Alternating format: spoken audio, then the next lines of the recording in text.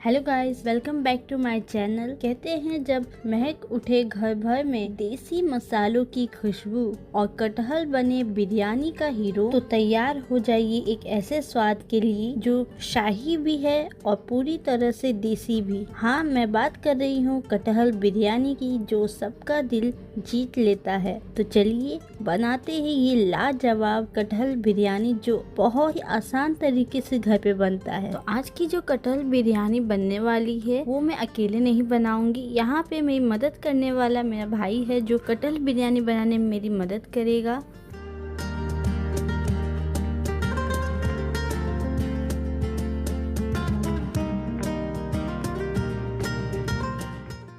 तो चलिए स्टार्ट करते हैं कटहल को काटने से। तो मैं यहाँ हाथों में तेल लगा के रेडी हूँ कटहल को काटने के लिए। यहाँ पे मैंने फ्रेश कटहल का इस्तेमाल कर रही हूँ। कटहल को काटते समय हमेशा ही मैं नाइफ पे ऑयल लगाती हूँ और हाथों पे। अच्छा, कुछ लोग होते हैं ना जिन्हें कटहल बहुत ज्यादा पसंद होता है, मतलब इतना ज्यादा पसंद होता है कि कटहल के नाम से ही उनके चेहरे पे खुशी आ जाती है। सेम वैसे ही मेरी मम्मी जो है, उन्हें कटहल बहुत ज्यादा पसंद है।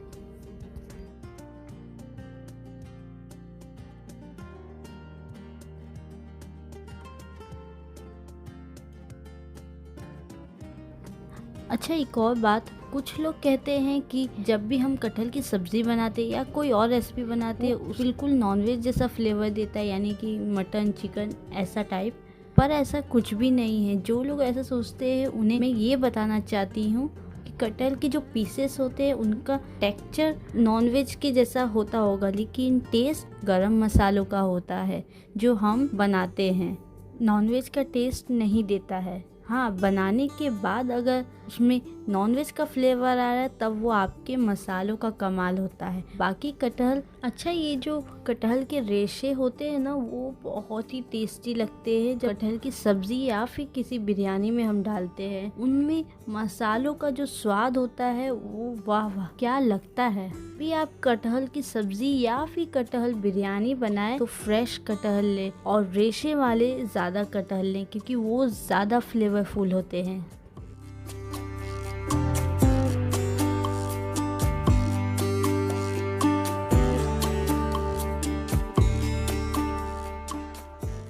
तो ये देखिए, कटहल की जो पीसेस है वो कट के बिल्कुल रेडी हैं। ये देखिए, कुछ इसी तरीके से आपको मीडियम साइज के कटहल काटने हैं। ज़्यादा बड़े बिल्कुल नहीं काटने, वरना वो पकने में बहुत टाइम लेते हैं।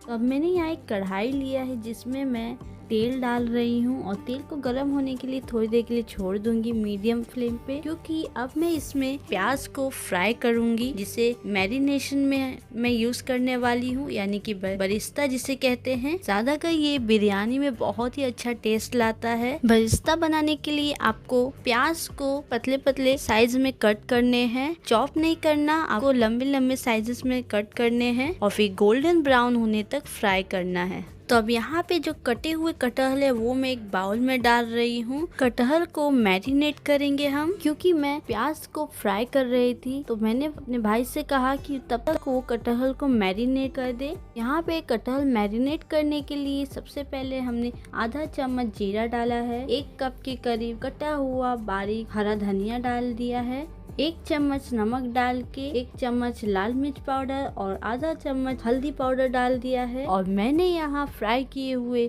अनियंस डाल दिए हैं, यानी कि बरिस्ता, वो भी 1 कप के करीब। साथ ही यहाँ अच्छे से मैरिनेट होने के लिए 1 टेबलस्पून यहाँ गरम ऑयल डाल रही हूँ। ये ऑयल बरिस्ता वाला है, यानी कि जो हमने अनियन फ्राई किए थे वो है, वो वाला ऑयल डाल रही हूँ यहाँ। और एक रफली कटा हुआ टमाटर डाल रहे हैं, साथ ही 1 कप के करीब फेटा हुआ दही डाल रही हूँ। और लास्ट में हम यहाँ बिरयानी मसाला डाल रहे हैं, करीब 1 टेबलस्पून के। बिरयानी मसाला कैसे बनाते हैं वो मैंने आपको क्लिप में नहीं दिखाया है। अगर आपको बिरयानी मसाला बनाना है घर पे तो वो मैंने आपको डिस्क्रिप्शन में दिया है, वहाँ से आप देख सकते हैं कि बिरयानी मसाले में क्या क्या इंग्रेडिएंट्स यूज होते हैं।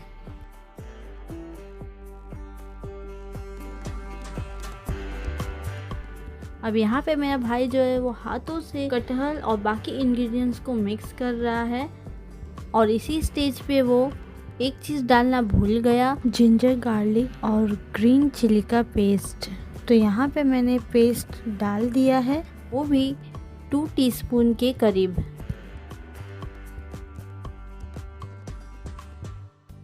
तो अब यहाँ पे तो मैरिनेशन कंप्लीट हो गया है। तो ढक के थोड़ी देर के लिए मैं इसे साइड रख दूंगी। तो अब यहाँ पे हम जो चावल है उसे बॉईल करेंगे, और चावल को बॉईल करने के लिए सिंपल से बेसिक से जो मसाले हैं वो डाला है मैंने, और एक नींबू डाल दिया है मैंने। इससे जो चावल है वो खिले खिले बनते हैं। और चावल को यहाँ पे मैं प्रेशर कुकर में नहीं बॉईल कर रही हूँ, एक बड़े से पतीले में बॉईल कर रही हूँ, वो भी मीडियम फ्लेम पे। अब यहाँ पे एक बड़ा सा मैंने टब लिया है जिसमें बरिस्ते वाला ऑयल में इस्तेमाल कर रही हूँ, वो मैंने यहाँ 2 टेबलस्पून डाला है, और एक तेजपत्ता डाल के प्याज डाल रही हूँ। प्याज करीब 5 से 6 हैं, जिन्हें मैंने इस तरीके से कट कर लिया है।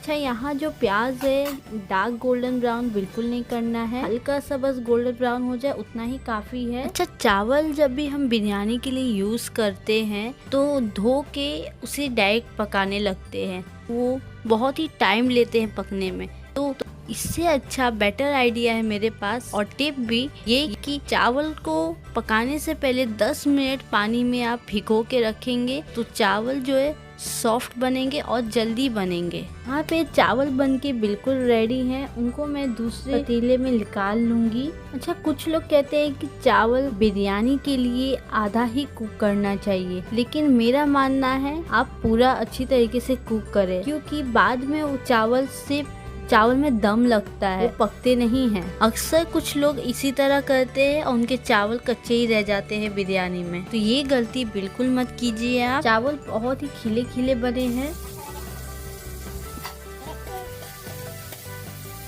अब यहाँ पे प्याज तो अच्छी तरीके से भुन गए हैं, लेकिन उसमें जिंजर गार्लिक और रेड चिली का पेस्ट डालना मैं भूल गई, तो वो मैं यहाँ अभी डाल रही हूँ, और इनको 5 मिनट के लिए लो मीडियम फ्लेम पे अच्छी तरीके से भून लेंगे प्याज के साथ। फिर उसके बाद मैरिनेट किया हुआ जो कटहल है वो मैं यहाँ डाल दूंगी। वैसे कटहल को पकने में काफी टाइम लगता है, लेकिन अगर आपने कटहल सही तरीके से कट किया है और मैरिनेट किया है तो कटहल बहुत जल्दी पक जाता है।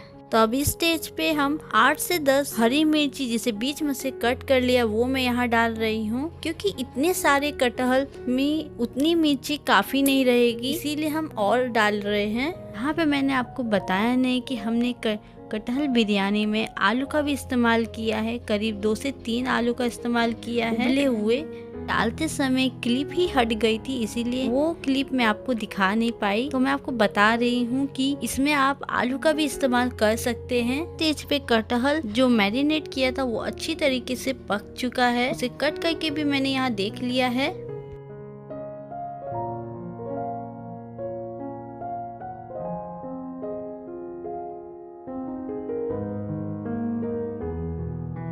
और आधे कटहल की जो बेस है वो मैं यहाँ अलग से निकाल के रख रही हूँ कि जब हम लेयरिंग करेंगे ना तब यूज करेंगे वो कटहल का। इस पे हम चावलों की लेयरिंग कर रहे हैं कटहल के ऊपर। ये देखिए कुछ इस तरीके से चावल को चारों तरफ फैलाना है। अगर आप थोड़ा भी बना रहे हैं, यानी कि हमारा जो कटहल बिरयानी बन रहा है वो काफी लोगों के लिए बन रहा है, तो अगर आप थोड़ी कढ़ाई में बना रहे हैं तो भी आपको इसी तरीके से लेयरिंग करना है।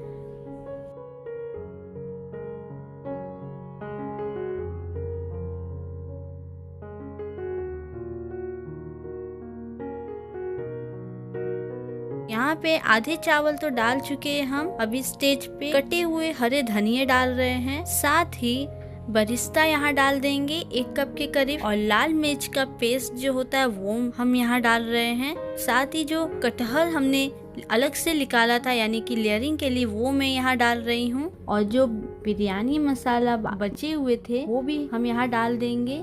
और अगर आप जानना चाहते हैं बिरयानी मसाला एग्जैक्टली डालना कितना है तो मैक्सिमम 1 टेबलस्पून के करीब आप यूज कर सकते हैं।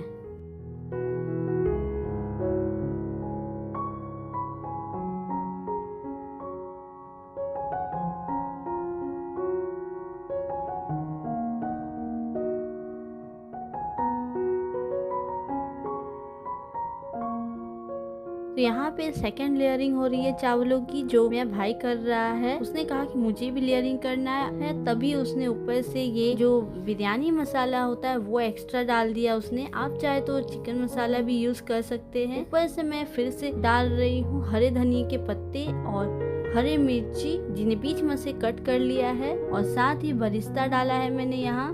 लास्ट में थोड़ा सा जो बिरयानी मसाला बच गया था वो मैंने यहाँ डाल दिया है। साथ ही अच्छी खुशबू और फ्लेवर के लिए यहाँ पे मैं इस्तेमाल कर रही हूँ केवड़ा वाटर। इसके बस 4 से 5 ड्रॉप ही काफ़ी होंगे।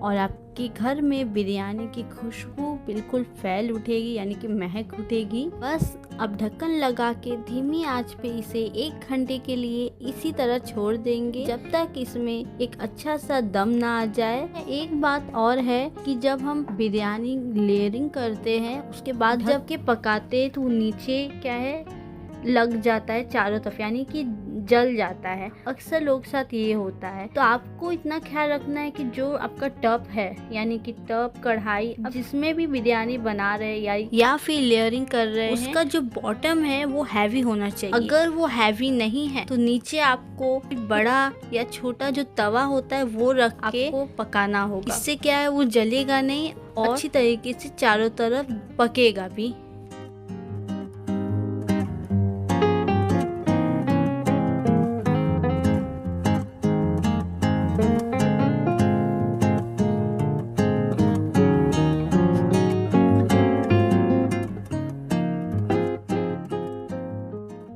अच्छा, जब आपको बिरयानी चलाना हो ना तो आप बिरयानी को बीच में से ही ऐसे चलाना स्टार्ट मत कीजिएगा, क्योंकि इससे चावल और जो मैरिनेट किए हुए कटहल है वो टूट जाते हैं। तो एक सिंपल सा मैं आपको तरीका बता रही हूँ।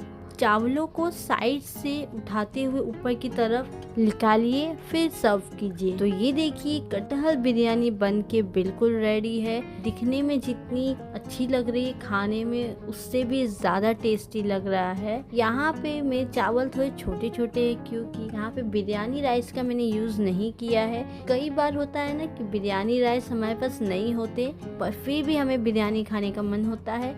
जस्ट लाइक दैट, उसी तरह आज मैंने बिरयानी बनाई है, खास उन लोग के लिए जो बिरयानी राइस यूज़ नहीं कर पाते या फिर इंस्टेंटली उनके पास बिरयानी राइस नहीं होता। इस कटहल बिरयानी को आप रायते के साथ अगर खाएंगे तो आपको बहुत ही मज़ा आने वाला है। तो मैं सजेस्ट करूंगी जब भी आप ये कटहल बिरयानी बनाएं तो रायता ज़रूर रखें। इस कटहल के बिरयानी को घर पे ट्राई ज़रूर कीजिएगा।